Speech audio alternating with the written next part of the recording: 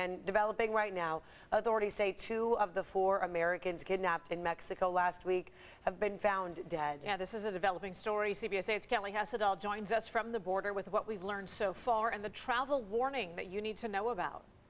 Absolutely. You know, this is a very sad situation. As you mentioned, 2 of the 4 Americans who were kidnapped have been found dead. Of the 2 surviving victims, we're told one of them was seriously wounded. Now, Mexican authorities say that they have 1 person in custody. This all started on Friday as this group of people was traveling in a white minivan. They were in this van with North Carolina plates, and they crossed the border from Brownsville, Texas into Matamoros, Mexico. So video that's been circulating online appears to show men with guns force a woman into the bed of a pickup truck. The men dragged 2 others who appear hurt into the truck next to her. A Mexican bystander was shot and killed. Now, a U.S. official identified the Americans as Latavia Tay McGee, Shaid Woodard, Zindell Brown, and Eric James Williams. We don't know which Americans survived.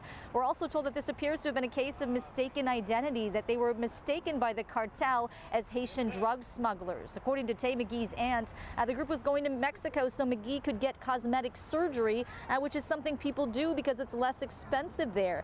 There's certainly concern over travel to Mexico. This morning I talked to someone with a lot of experience in this area. He's military, former FBI, and he now applies that expertise in the private sector. I asked him, should people avoid traveling to Mexico altogether? And here's what he said. You can say don't travel. People are going to travel. People have family down there. People think, oh, it's not going to happen to me. You really have to look where you're traveling, what you're traveling for. Business folks and people that have family, hey, you have to do it. Do I let my kids go to Mexico for spring break? No, I don't. There's safer places to do it. And he tells me he has 4 kids. The youngest is 21, and that's just his opinion as a Marine, as someone who used to work with the FBI's hostage rescue team.